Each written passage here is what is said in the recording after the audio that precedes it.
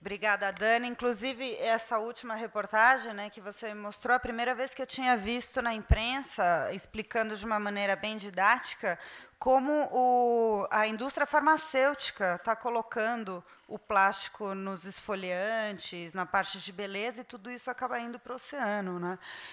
Eu nunca, inclusive agora, acho que depois você pode contar um pouco mais disso, que eu acho bem interessante, porque vocês sabiam disso? Que tem plástico dentro desses esfoliantes de limpeza de pele e tal. Está cheio de plástico. Isso não passa pelo filtro e acaba chegando nos oceanos. E, com isso, forma-se um acúmulo. Já temos zonas mortas, né, nos oceanos, enfim. É todo um universo, como a Dani falou, ainda para ser explorado e ser contado em forma de matéria. Agora eu vou convidar nossas 3 palestrantes, então, para a nossa rodada de perguntas. E a boa notícia, Iracema, Giovana, por favor, Daniela. A boa notícia é o seguinte: a gente vai conseguir transmitir o Jogo do Brasil também mais tarde aqui, tá bom? Então, agora vocês têm que ficar. Agora vocês têm que ficar. A gente vai passar para o nosso ciclo, então, de perguntas. Eu vou ficar por aqui. E é o mesmo esquema de todos os dias. Vocês levantam a mão e chega o microfone até vocês. Tem cada uma com o microfone. Por favor. Já temos microfone? Temos 2 já com microfone. Então, vamos lá, depois você, ok? Tá, ok. O Everton, minha pergunta vai para Iracema. Aqui, ó. Então, você estava comentando sobre a questão dos extremos. E eu estava pensando esses dias atrás, por exemplo, no Espírito Santo, onde eu moro, a gente teve um evento muito extremo de chuva no ano passado. Foi o local que mais choveu no mundo em uma semana. Foram 470 milímetros de chuva, então foi um arraso. E não só lá, né? Nos anos atrás tinha muita enchente no sul e agora São Paulo vive um período de seca. Então, o que eu queria saber de você é como que você tem visto o avanço das políticas públicas. Porque parece que é sempre a mesma história. Vem uma catástrofe, aí depois os governos recorrem ao governo federal, pedem verba, e parece que essa história não muda de página, sabe? Parece que fica sempre a mesma coisa. Então, como que você tem visto essa questão das políticas públicas para evitar ou amenizar que esses problemas aconteçam, que esses extremos sejam tão sentidos pela população e, principalmente, claro, pela população mais pobre que é a que sofre? Então, eu acho que esse é um assunto que está dentro, deve estar dentro, né, das políticas públicas mesmo, né? Então, essas regiões que sofrem esses efeitos tem que ser desde da parte do governo como um todo, até a parte estadual e a parte municipal. Então, em vários lugares tem a Defesa Civil, né, que a Defesa Civil ela vai acudir quando a coisa aconteceu. Mas a parte de infraestrutura que deve ser feita antes que ocorra o desastre. Então, por exemplo, uma ponte que não está muito bem estruturada, né? Aquela ponte ela está sujeita a risco. Então, eu acho que falta nos governos e nos municípios até posso falar em termos de manutenção dessas infraestruturas, né? De pontes, de estrada, verificar quais são as pessoas que estão morando em áreas de risco. Então, foi criado recentemente um centro que chama CEMADEM, que é Centro de Desastres Naturais, né, que é lá em São José dos Campos, onde eu moro. E esse centro ele está procurando fazer um inventário do Brasil todo para mostrar quais são essas áreas de risco e o que fazer, né, dar subsídios para os governos para exatamente isso que você falou, para cuidar e ver o que pode ser feito para evitar os desastres, porque os extremos estão acontecendo e vão acontecer com mais frequência. Então, realmente, o governo tem que tomar algumas medidas, né, para superar isso. e é o que a gente chama de adaptação. Então, ver quais são as áreas de risco, quais são as pessoas vulneráveis e fazer uma estrutura social e material também que vá suprir as necessidades.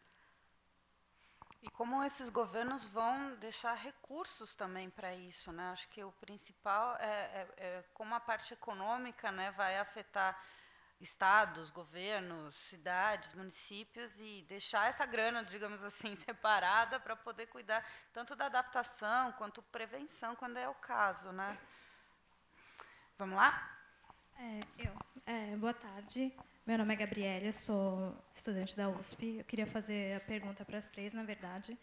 A minha pergunta vai um pouco no sentido do outro colega, porém, eu queria perguntar mais no sentido da emissão de carbono e das ações e políticas públicas brasileiras nesse sentido.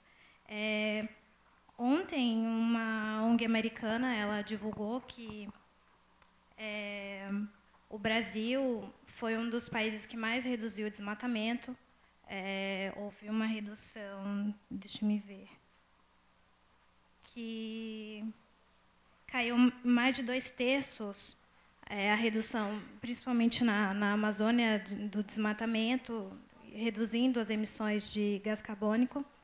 Há também alguns planos governamentais, como o Plano ABC, que é a agricultura de baixo carbono, que é alguma política pública para tentar fazer com que algumas dos impactos que a gente já vê hoje, que vocês também ressaltaram, aconteçam.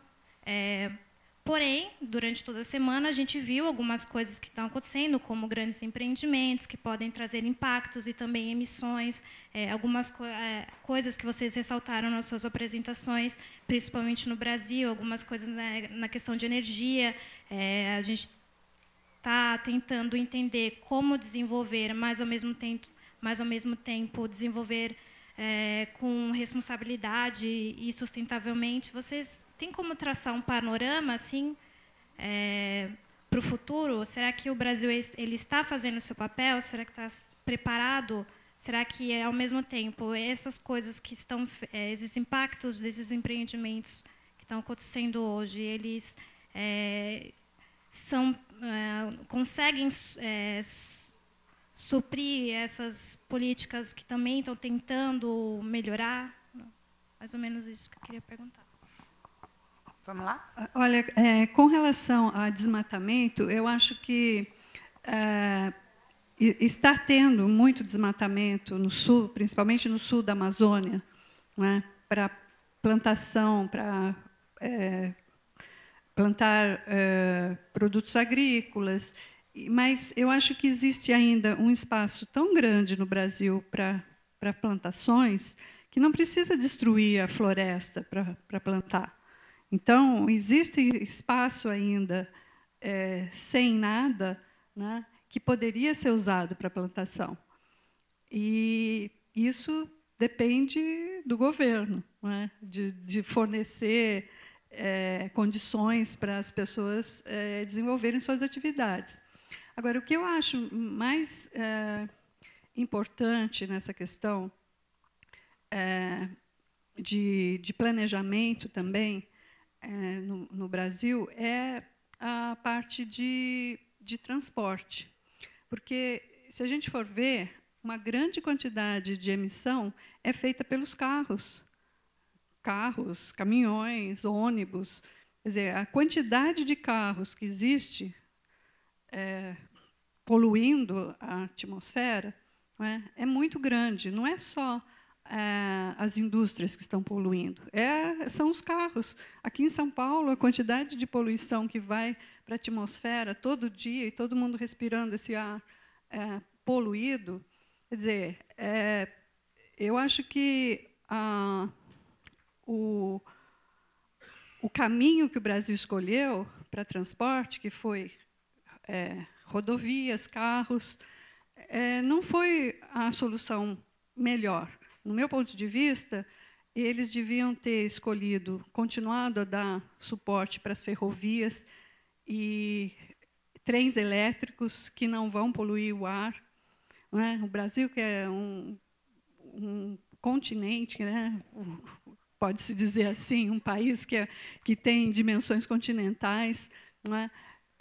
Teria muito a ganhar com uma rede ferroviária do que dar mais suporte para estradas e carros. Então, o que está acontecendo agora? Tem muito carro, cada vez mais carros, e as estradas continuam as mesmas. Quer dizer, se você aumenta o número de carros, teria que melhorar a infraestrutura de rodovias, o que não acontece. Então, é um problema sério. E eu acho que, na parte de transporte, o Brasil acho que teria que melhorar muito e mudar um pouco a sua maneira de ver essa evolução. Eu queria só complementar. De fato, você fez bem a lição de casa. Assim, o Brasil anunciou no ano passado uma boa queda no nível de emissões, principalmente por causa do desmatamento. Então, o desmatamento em relação de 2005 para 2013, 2004 2005 foi o pico de desmatamento no Brasil. De lá para cá, ele caiu 70%. E o desmatamento sempre foi o principal motor de emissões no Brasil. A gente tinha, quando foi feito o primeiro inventário, eu acho que era coisa de 70%, em 94, acho que mais ou menos era no 70% culpa do desmatamento. Eu acho que até mais. E aí, quando o Brasil criou metas voluntárias para reduzir suas próprias emissões, o principal mecanismo para conseguir isso era conter o desmatamento. E, de fato, conseguiu, até o ano passado. Até 2012 conseguiu chegar na menor taxa da história do Brasil de desmatamento. O ano passado subiu um pouco de novo, subiu 28% em relação a 2013. A 2012. Então, já lançou um alerta aí de, assim, a gente conseguiu reduzir o desmatamento na Amazônia, mas não dá para achar que acabou o problema. Então, uma coisa tem que continuar tendo políticas para a Amazônia para evitar que volte a ter desmatamento lá, porque, senão, a gente vai continuar a voltar a ter muita emissão. E outra coisa é a energia. A professora Iracema lembrou bem ao ponto de transporte, acho que principalmente para as grandes cidades, né, é a maior fonte de emissão, mas a gente não pode esquecer da energia no Brasil. Energia, em geral, o Brasil comemora muito e se vangloria muito de ter uma energia limpa, porque a gente é abastecido com hidrelétricas. Mas, cada vez mais, a gente teve uma crise como a desse ano, né, falta água, falta luz. E a gente liga cada vez mais as termoelétricas. Termoelétrica é carvão. Energia suja. Então, assim, tem várias projeções, tem alguns grupos, tem um grupo de cientistas que é meio alternativo, assim, é paralelo ao trabalho, ao inventário nacional, que é a fonte oficial de quanto que a gente emite, né? Tem um grupo que é um levantamento paralelo. E eles fazem umas projeções que, se a gente, continuando na taxa que a gente está de energia, sem ter mais investimento em energia limpa, em eólicas, não sei o que lá, em algum momento, a gente vai voltar a ter aumento de emissão no Brasil. Então, todo o ganho que a gente teve com o desmatamento, a gente pode começar a colocar a perder. E na verdade, hoje, o governo ainda não está olhando direito para esse ponto de energia. Então, eu imagino que é um dos gargalos aí que a gente tem e um dos desafios daqui para frente. Então, para o Brasil está lindo. Assim, a imagem dele é, uau, o país que mais reduziu emissões. Mas tem que olhar como vão ser daqui 10 anos. Porque a meta deles era até 2020. A gente vai alcançar a meta até 2020. O ponto é o que vai acontecer depois. Então, outra coisinha é a questão do uso da gasolina, do petróleo.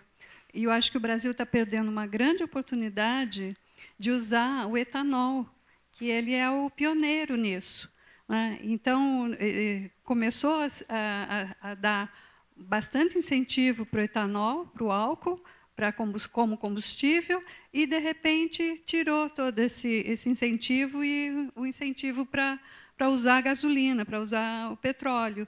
Então, tudo que ele poderia ter usado a favor, né? O Brasil está fazendo isso, está diminuindo a emissão de poluentes, né, com o uso do etanol, já foi um retrocesso. E você perguntou de política pública, né? Então, complementando o que a Iracema e a Giovana falaram, por exemplo, São Paulo tem a política nacional de mudança climática, né? Todas essas políticas mais ou menos foram feitas em 2009, antes da Conferência de Copenhague, que a Giovana contou aqui para vocês.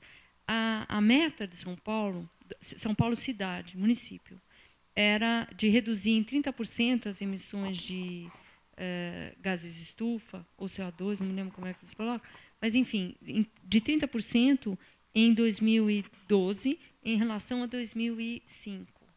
E não só não reduziu em 30%, como aumentou em 7,2%. Não só não cortou, como cresceu. E aqui tem uma coisa interessante, que é o seguinte: as emissões de São Paulo, 80% das emissões de São Paulo são o que eles chamam de emissões de energia, sendo que 60% disso é transporte, exatamente o que está sendo mencionado aqui.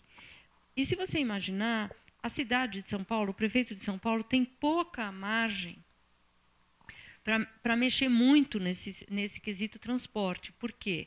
Exatamente, o preço do etanol, o etanol é um combustível mais limpo, né? Ficou pouco competitivo em relação ao preço da gasolina. Então, as pessoas, quando vão no posto de gasolina, colocam gasolina, não colocam mais etanol. E isso é uma política federal, não é uma política municipal. E a outra coisa é que se baixou muito o imposto dos carros e todo mundo comprou mais carro. Então, a cidade emite mais. Isso também é uma política federal. De qualquer maneira, isso não significa que o prefeito não pode fazer nada. O prefeito aqui, eu estou falando em termos gerais, mas as prefeituras, né? No caso, o prefeito de São Paulo, também o governo do Estado, que é o mesmo caso. Ele pode, sim, né? Pode tentar melhorar o transporte público, pode colocar mais ônibus que não usem diesel, que, aliás, é uma meta do passado, que era grande, e hoje acho que circulam 8, era para ter mudado toda a frota, e acho que só tem 8. Mais ciclovias, eu sei que é difícil, mas, enfim, esse esforço tem que acontecer. Você tem razão. As políticas públicas, elas são um problema no Brasil, né? Às vezes elas apontam na direção certa, mas é difícil implementar. Vamos seguir? Quem mais está com o microfone? Oi, meu nome é Juan, sou da Embi Morumbi. Primeiro, eu queria fazer um comentário em relação ao que a Giovana falou sobre as grandes coberturas que tiveram em 2007. Eu lembro que em 2008 tiveram vários alagamentos no sul e começou a ganhar uma certa força. Eu achei que todos aqueles comentários iam voltar para falar sobre o meio ambiente, mas foi final do ano, fizeram uma cobertura sobre uma retrospectiva de 2008 e acabou aí. Depois daquilo, não ouvi mais falar sobre questões do meio ambiente. Lembro que em 2008, eu estava no colégio ainda e eu vi um professor passar um documentário para a gente numa aula de química, em que no documentário um rapaz falava que não existe o aquecimento global. Ele contava que essa coisa que a gente chama de aquecimento global era um ciclo natural da Terra. Eu queria saber qual a opinião de vocês sobre isso, o que vocês acham disso, se vocês concordam de alguma maneira com isso. Se eu concordo com o negacionista? Não. É até engraçado isso, porque o ano passado não, agora em maio, um grupo de cientistas americanos ligados ao equivalente à SBPC deles, né, a Sociedade Americana de Pesquisa, AAAS, eles lançaram um relatório enorme, com sei lá quantos cientistas, acho que eu vou inventar agora, mas sei lá, mais de 300. E o relatório era só para dizer, sim, o aquecimento global existe, a gente acredita nele, ele é causado pelos homens. E foi muito interessante, porque acho que a gente tem, certamente, alguns pesquisadores aqui no Brasil que têm essa posição, mas nos Estados Unidos isso é muito forte, né? Essa coisa que se convencionou a chamar céticos do clima e se entende hoje que a palavra mais precisa é negacionista. Porque o ponto é, 99% da comunidade científica concorda com isso. né, 99%, eu posso estar exagerando talvez no número, mas acho que é por aí, das pesquisas publicadas mostram isso. Então, assim, a gente como jornalista de ciência, de ambiente, quer dizer, sempre cabe, é nosso papel, né, o papel do jornalismo em geral, é buscar o controverso, né, a contradição, é buscar os dois lados. Mas, assim, como que você vai brigar com uma coisa que a gente está falando que 99% da ciência diz isso?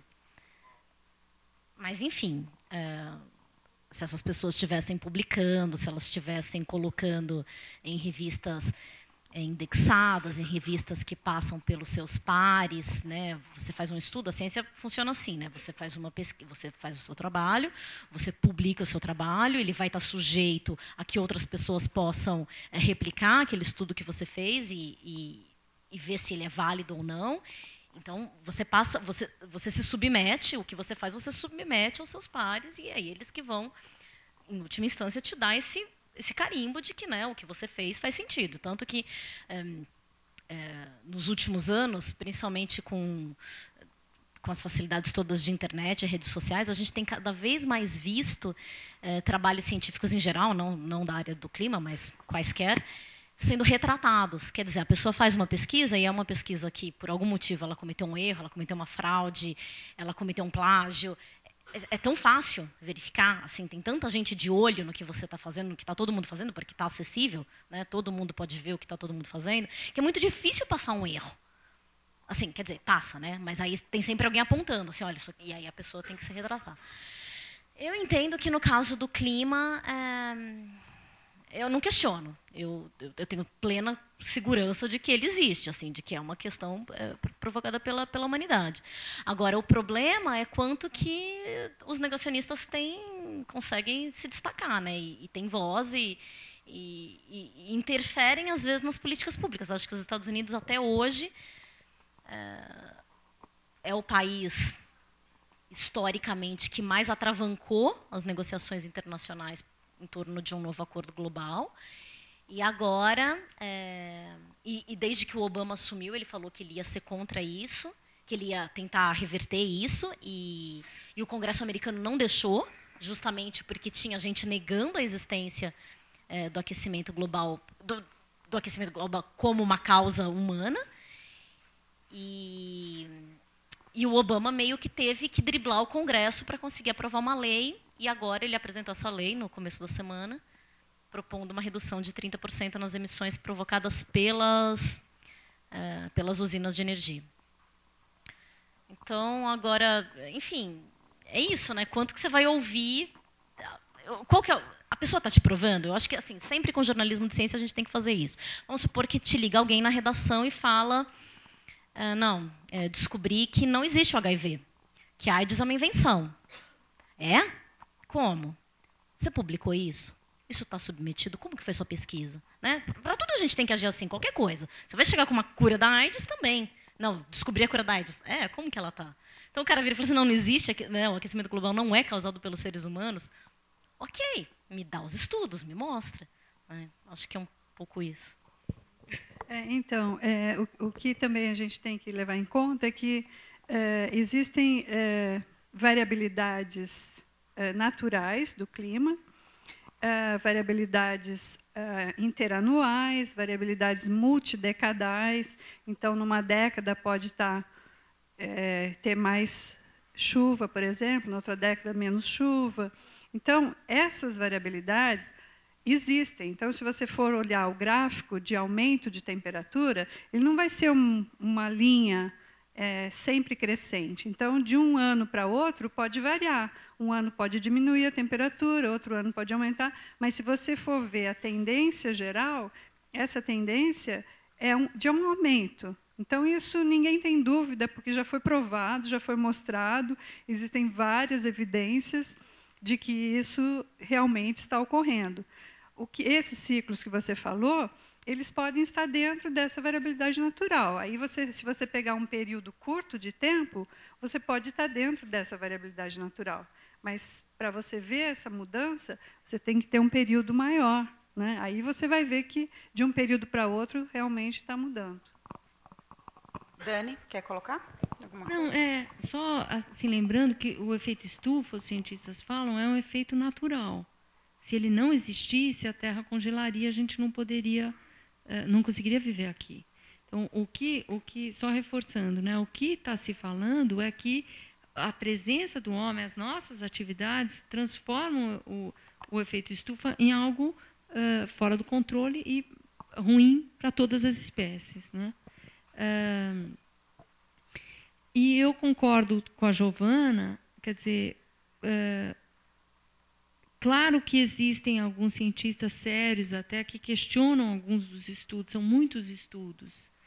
E a ciência também tem seus problemas, por exemplo, tem poucos estudos por problemas múltiplos sobre os países do Sul, né, nos nossos.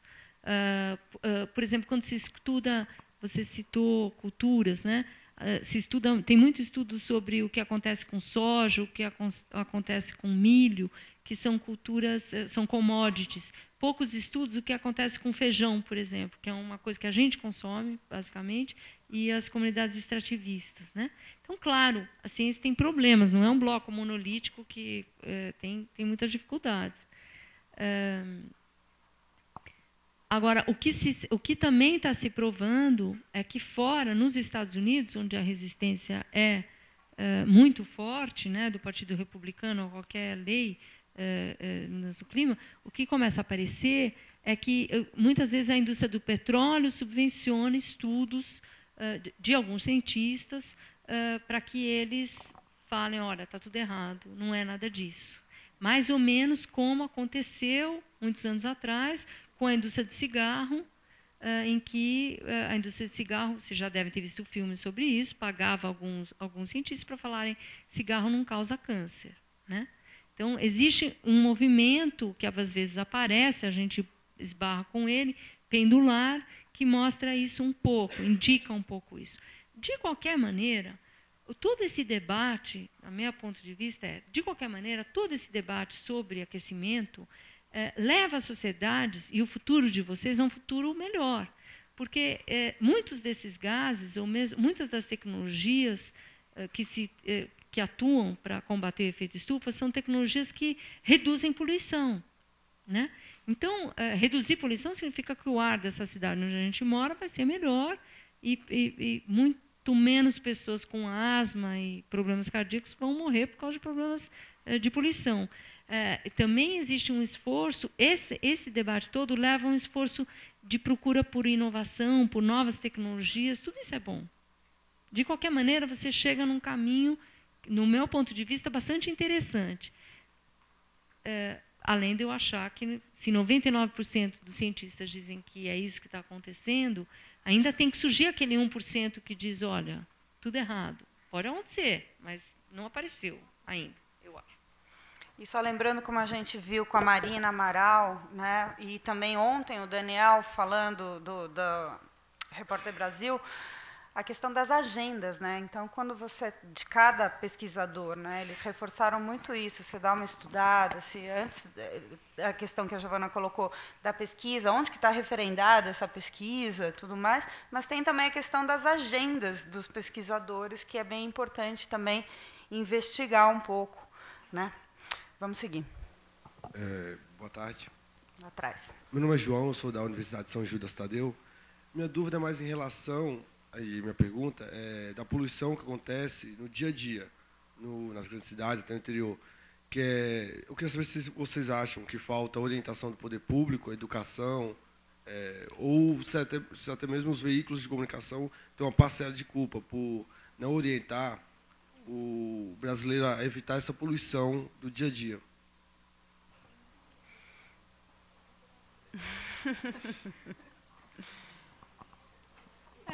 Eu acho que poderia ser feito realmente um trabalho de educação, né, da população.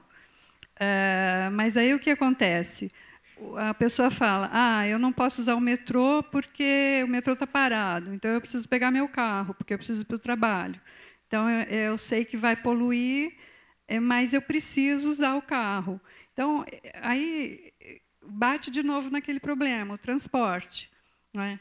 transporte, e que é um dos grandes poluidores, né? O gás carbônico que sai dos carros, que sai dos ônibus. Então, se tivesse mais ônibus elétricos, por exemplo, né, seria uma boa opção. Se tivesse uma conscientização maior das pessoas para não usarem tanto o carro, mas aí vai depender da infraestrutura das cidades. Então, são várias ações que precisam ser tomadas e de educação também, né? Eu acho que, por exemplo, o caso da água, aqui, dessa crise hídrica, é um caso que está educando a população, né? Eu vi outro dia brigas entre pessoas porque uma queria lavar a calçada, que é uma coisa que a gente vê muito no Brasil, né? Muito em São Paulo. E hoje o pessoal já está mais... como assim, né? Então, eu acho que você tem razão, é uma questão de educação. Quando eu era criança e ia para a praia, as praias eram muito sujas. As pessoas jogavam tudo no chão. Hoje não é mais assim. Eu tenho filhos da idade de vocês que me esbofeteiam se eu jogar um plástico qualquer no chão. Então, eu acho que existe uma evolução de educação e de reciclagem, por exemplo. Reciclagem é uma coisa também... Poluição do ar é um negócio mais difícil da gente conseguir controlar, a não ser por escolhas individuais e pela sociedade pressionando por um transporte público melhor. Mas a gente tem poder também em pequenas coisas, sabe? Então, por exemplo, não pegar uma sacolinha... Você vai na farmácia, compra uma aspirina e te dá uma sacolinha de plástico. Precisa? Não precisa, né? Canudinho, será que a gente consegue viver aquela matéria dos oceanos, ali dos plásticos? Os cientistas falavam isso de canudinho, né? Um deles discutia, falava, será plástica, né, de água. Será que as sociedades perdem muito se elas não usarem canudinho, né? Então, isso sim, você tem razão. E aí passa sempre por educação, você tem razão absoluta. É algo de educação, sim, eu acho. Tem também a questão, eu acho que não é só de responsabilidade da imprensa, essa questão da educação com relação à poluição, né? Se a gente tivesse uma educação em diversas esferas, com relação principalmente ao questionamento, né? O nosso papel, como a gente falou desde o primeiro dia, é correlacionar assuntos. Então, você mostrar numa matéria que a poluição em São Paulo está levando não sei quantas pessoas aos postos de saúde, que está custando XPTO para o município, para o Estado. Isso é uma forma de você esclarecer para as pessoas como aquilo está afetando mesmo no seu cotidiano, né? Eu acredito que a responsabilidade da imprensa venha nesse sentido, não só de educar, mas também de informar o que está acontecendo e fazer essa reflexão, né, de como te afeta no dia a dia. Portanto, a responsabilidade não é exclusivamente da imprensa, mas sim a gente precisa ter uma educação ambiental um pouco melhor em outras esferas também. Vamos seguir? Levanta a mão só para a gente ver. Aqui. Meu nome é Paulo, eu estudo na Uninove, 8º semestre de jornalismo. A minha pergunta é para a professora Iracema. Com relação àquele controle que estava sendo feito nas emissões veiculares, que a pessoa tinha que levar o carro ou a motocicleta para fazer a inspeção. Eu queria saber se tem como mensurar o benefício para o ar aqui da cidade.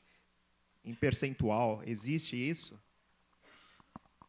Olha, eu não tenho esses números de percentual, mas eu acredito que iria melhorar bastante, porque os carros mais antigos, eles têm a emissão dos poluentes é bem maior, né? Os carros novos já têm um pouco menor, mas eu não tenho esse número de percentual, não. Posso só fazer um acréscimo aqui? No começo do ano passado, aliás, no final do ano anterior, quando estava tendo a campanha eleitoral aqui em São Paulo, e o prefeito atual, então, sugeriu que se cortasse que acabasse, né, a inspeção. E, na época, a gente resolveu, então, fazer uma matéria que seria o seguinte: é possível medir? Exatamente essa pergunta que você fez. É possível a gente calcular quanto que realmente melhorou para o ambiente, para a poluição em São Paulo? Quanto, enfim, qual que foi a evolução, e foi muito interessante nesse caso, porque assim, existem várias iniciativas em outros países. A Alemanha, se eu não me engano, instituiu inspeção veicular e outros países europeus, e tem vários resultados positivos. Tem alguns questionamentos de que carros mais novos já vêm com catalisador, então eles já duram, né, um tempo ali até você fazer a próxima revisão do seu carro, ele também estaria bom. Enfim, teve vários pontos.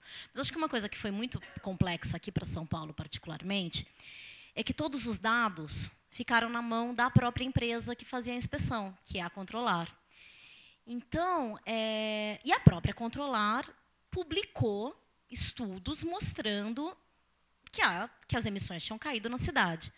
Mas aí era aquilo que a gente estava falando na pergunta anterior. Eram os dados da Controlar, com pesquisadores usando esses dados da Controlar e foram publicados pela Controlar. Não tinha como comparar, não tinha como saber. Então, eu cheguei assim, a gente tinha esses dados em mãos, os dados todos eram positivos, mas, quer dizer, era todo o interesse dela também que fosse, né, para continuar na...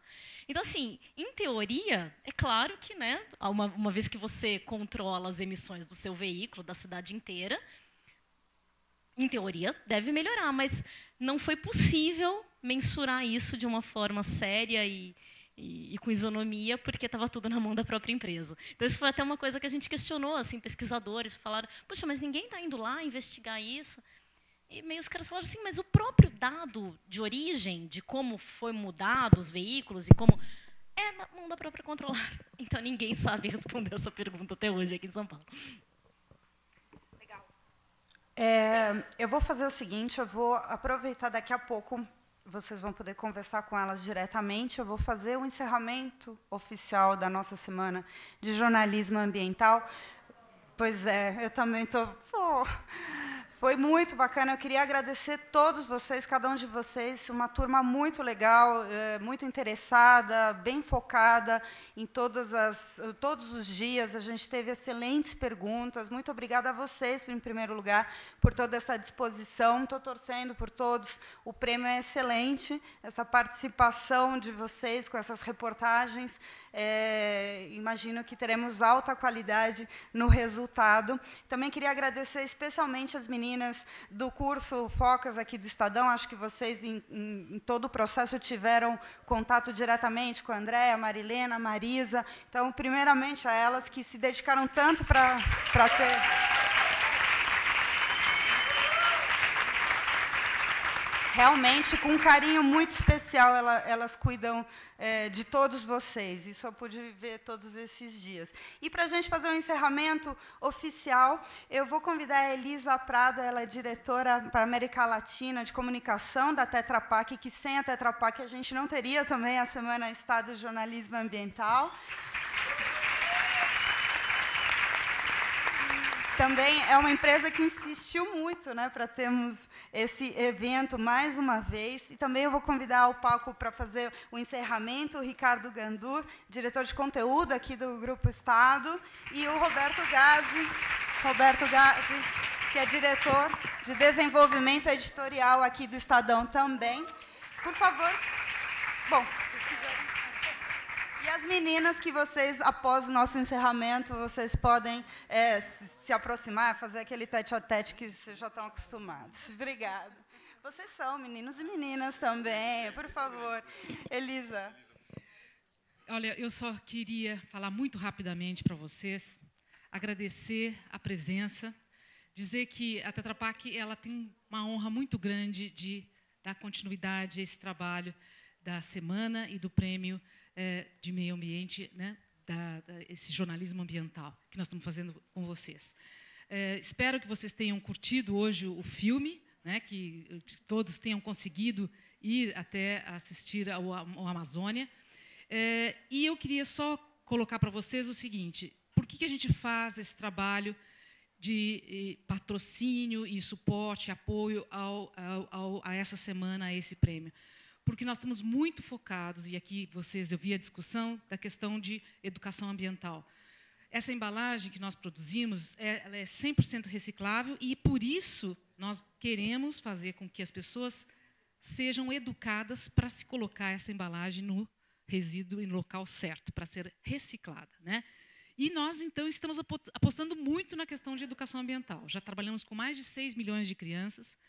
Estamos trabalhando com vocês, com jornalistas, pessoas que vão formar outras pessoas. E o mais importante, nós temos hoje um site, que é o Cultura Ambiental nas Escolas, que eu queria realmente divulgar esse site com vocês, porque esse site, uma pessoa, uma professora, alguém como você, que quer falar sobre a questão ambiental, sobre qualquer tipo de resíduo, sobre qualquer tipo de atividade, vá nesse site e você vai ter ali muitas informações. Então, esse é o nosso foco. Espero que vocês tenham curtido muito. Amei quando vocês falaram, vamos terminar então a semana, e vocês fizeram, Então, mais uma vez, muito obrigada. E o ano que vem estamos aqui de novo. Tá? Obrigada.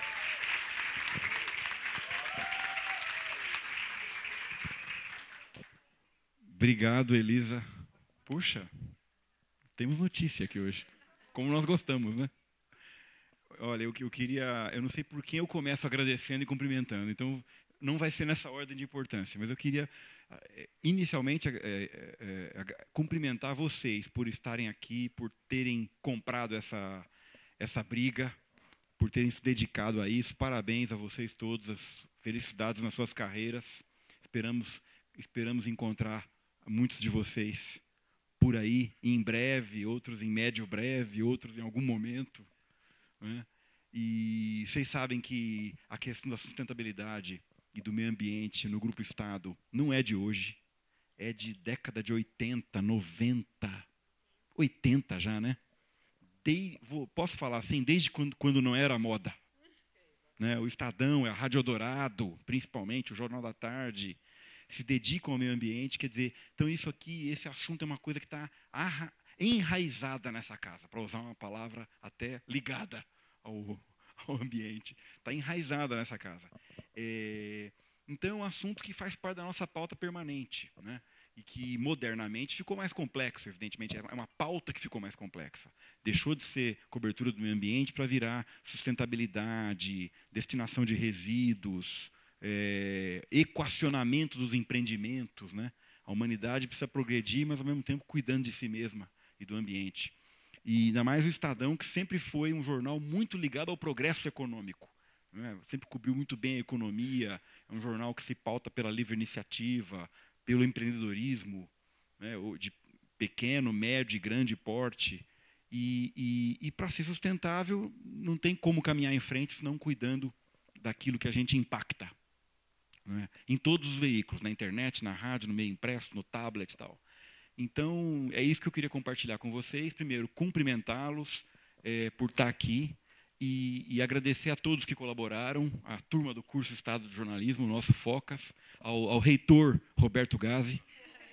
O Roberto Gazzi, um dos seus papéis é ser o reitor aqui do curso, junto com a livre docência que está aqui, né? As professoras titulares, né? Que estão aqui. A Paulina, que é a nossa musa, inspiradora, patrona, guardiã. Palmas para a Paulina. Isso aqui é tudo aos palestrantes que estiveram conosco, colegas aqui, Daniela, que não via há um tempo, obrigado por estar aqui, Giovana e todo mundo, eu não vou citar nomes para não esquecer.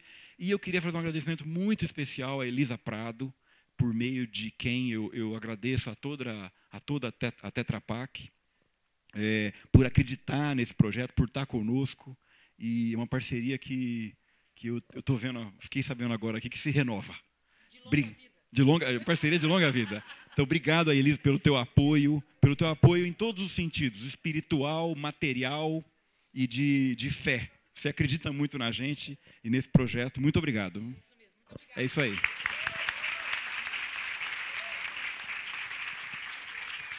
Pessoal, todo mundo já disse tudo, então só um valeu, obrigado e revejo vocês em breve no prêmio, ok?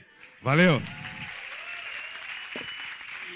Bom, já que a Elisa falou que vai ter ano que vem, o ano que vem a gente tem o Amir e a Pipoca. Combinado? Então tá bom.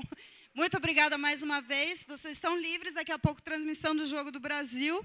E as meninas estão aqui ainda à disposição por pouco tempo, né? Que tem que voltar para a redação. Aproveitem. Valeu.